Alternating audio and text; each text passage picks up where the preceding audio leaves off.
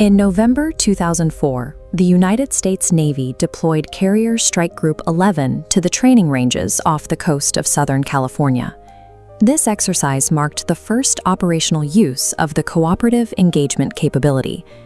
The system fused every radar and sensor from the surrounding ships and aircraft into a single shared tactical picture. The center of this network was the USS Princeton, equipped with the newly upgraded AN-SP-1B phased array radar, the fleet's most capable air defense sensor. This level of integration eliminated traditional radar blind spots, creating a high-fidelity surveillance window that monitored the Pacific with surgical precision. The SP-1B provided a level of certainty that made technical errors easy to identify. Whatever this network tracked was no longer a matter of opinion. It was a recorded physical event. Inside the Princeton's Combat Information Center, radar operators Kevin Day and Gary Voorhees began detecting tracks that defied the known limits of aviation. The telemetry was jarring. Objects would appear in low Earth orbit at 80,000 feet, hover at 20,000 feet, and then drop to sea level in less than a second.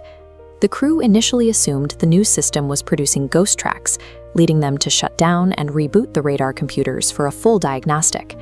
After the recalibration, the targets reappeared. The tracks were now even sharper, showing stable, high-quality returns that confirmed a solid presence. Passive data was no longer enough to resolve the anomaly. Command required a visual intercept to prove the sensors weren't tracking a hallucination. To confirm the machine's findings, the Navy deployed the only asset capable of a close-range intercept, the FA-18 Super Hornet. On November 14th, the Princeton vectored Marine pilot Lieutenant Colonel Douglas Kurth and Commander David Fravor to the exact coordinates of the radar returns. Kurth arrived first, spotting a patch of frothy water the size of an airliner churning violently on the surface. Fravor and Dietrich reached the area. Their radars couldn't acquire a lock, but all 4 crew members saw an object hovering above the disturbance. It was a smooth, solid white, oblong craft, roughly 40 feet in length, comparable in size to the fighter jets watching it. The pilots noted a total absence of wings, engines, exhaust plumes, or any visible control surfaces used for flight. This visual contact by elite aviators provided a second layer of verification. The digital data from the Princeton now had a physical, human-confirmed counterpart. Fravor began a spiraling descent to get a closer look, while Dietrich remained at 20,000 feet to provide high-power observation. The object reacted.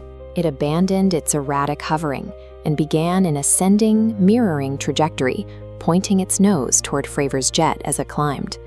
As Fravor attempted to cut across the circle to meet the craft head-on, the object accelerated instantaneously, vanishing from the sightlines of all 4 pilots in a fraction of a second. Within a minute, the Princeton radioed the pilots with a chilling update. The object had reappeared 60 miles away, precisely at their highly classified Combat Air Patrol rendezvous point. The craft had not only ignored the known laws of propulsion, it demonstrated a strategic awareness of the Navy's classified coordinates, outclassing the strike group's tactical defenses. A second wave of fighters launched to investigate the rendezvous point, this time equipped with the FLIR infrared targeting pod. Lieutenant Commander Chad Underwood successfully secured an infrared lock, capturing the thermal signature of the craft on video, the recording now known as FLIR-1. The footage shows the object violently breaking the sensor lock and accelerating out of the frame at hypersonic speeds, notably without producing a sonic boom. Radar tracks, pilot testimony, and thermal video had now converged on a single physical presence. Every sensor modality, digital, human, and mechanical, registered the same impossible performance. Shortly after the jets recovered, anonymous military personnel arrived via unmarked helicopter to both the USS Nimitz and the USS Princeton. They immediately confiscated the ship's data drives and wiped the radar logs. The tapes from the E-2 Hawkeye, which contained the aerial radar data, were also seized and removed from the ship. The official mission report detailing the encounter was inexplicably deleted from the chain of command, leaving no formal paper trail of the incident within the Navy's records. This intentional erasure meant that despite the magnitude of the intelligence breach, no formal defense investigation would be launched for over a decade. The Nimitz incident remains a critical case because it occurred inside an integrated sensor web. highly detailed data of a physics-defying technology was successfully captured, only to be removed from history by the institution that recorded it. Deleting these records established a template for handling future anomalies, one where the preservation of classified systems outweighed the public's need for transparency. 3 years later, a low-resolution copy of the targeting camera footage quietly leaked onto a German 3D animation forum. It sat there, entirely ignored by the wider world.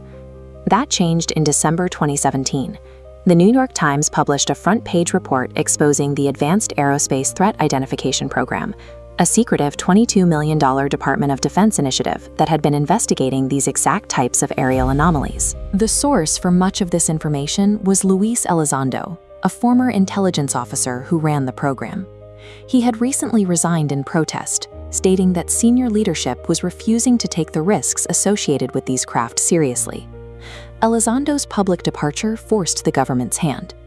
In April 2020, the Department of Defense formally authorized the release of the unclassified Navy videos, stating clearly that the aerial phenomena observed remained characterized as unidentified. Confirming the video was authentic without offering an explanation left a vacuum. The military provided no data, leaving independent scientists, analysts, and skeptics to reverse engineer the truth from a few seconds of degraded footage. One prevailing hypothesis is that the object was a craft utilizing physics far beyond human engineering, possibly of extraterrestrial origin. This chart compares the G-force limits of modern aerospace technology to the estimated acceleration of the Tic Tac. While a human pilot loses consciousness at around 9 Gs and an F-18 airframe tears apart at 13.5 Gs, kinematic estimates based on radar data suggest the anomalous object pulled between 75 and 5,300 Gs. The object also exhibited what researchers call the 5 observables. It moved seamlessly between the air and the ocean surface, and despite generating enough energy to execute instantaneous hypersonic jumps, it emitted no exhaust plume or thermal heat signature. Skeptical investigators propose a far simpler explanation. The video shows a distant, conventional twin-engine aircraft, and the seemingly impossible movements are just optical artifacts. In this model, the blurry shape is a thermal glare from jet engines. When the targeting camera's mechanical gimbal loses its lock on the object and shifts from a 1x to 2x zoom, the field of view narrows abruptly. The camera stops tracking, allowing the steadily flying plane to drift quickly out of the frame, creating the illusion of explosive acceleration. Both the alien technology and optical illusion theories are locked in a stalemate, bound by the limitations of a single, grainy, low-resolution video clip. A third hypothesis suggests the Nimitz strike group was the unwitting target of highly classified domestic electronic warfare testing. At the time, the military was developing advanced systems, like the Nemesis program, designed to project false fleets of ships and aircraft onto enemy sensors to confuse their tracking networks. This theory posits that a submerged U.S. submarine deployed a specialized tethered radar reflector balloon. The goal was to test how the carrier group's brand new cooperative engagement capability and upgraded radar would react to a confusing, high-performance phantom contact. A submerged submarine explains the churning water the pilots saw beneath the object. A balloon explains the lack of heat exhaust, and a classified domestic test explains why mysterious officers arrived by helicopter immediately afterward to quietly erase the hard drives. Conducting a secret domestic test without notifying frontline aviators created a risk far more immediate than a foreign adversary, a catastrophic failure in internal communication that brought the strike group to the brink of a friendly fire incident. Independent analysts are forced to argue over these theories using scraps. The public debate relies on video files that have been heavily compressed and stripped of critical sensor data. But a 2019 FOIA request revealed the Office of Naval Intelligence possesses a much longer, uncompressed video of the encounter. The Navy refused to release it, stating the full footage would cause exceptionally grave damage to national security. Keeping the high-resolution video locked away proves the military's current priority.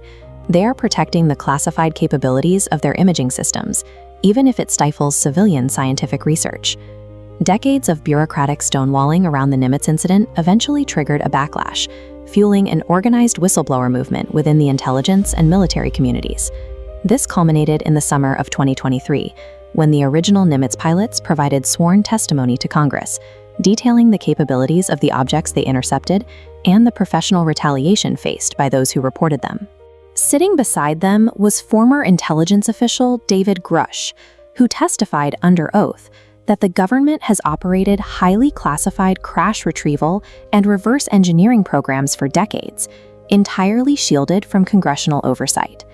These hearings directly inspired the UAP Disclosure Act. Lawmakers drafted the legislation to force the declassification of these hidden aerospace records, demanding that the executive branch finally share what it knows with the public. The Nimitz encounter has moved from a dismissed pilot report into a central pillar of a historic legislative effort to reclaim congressional authority over the military's most guarded secrets.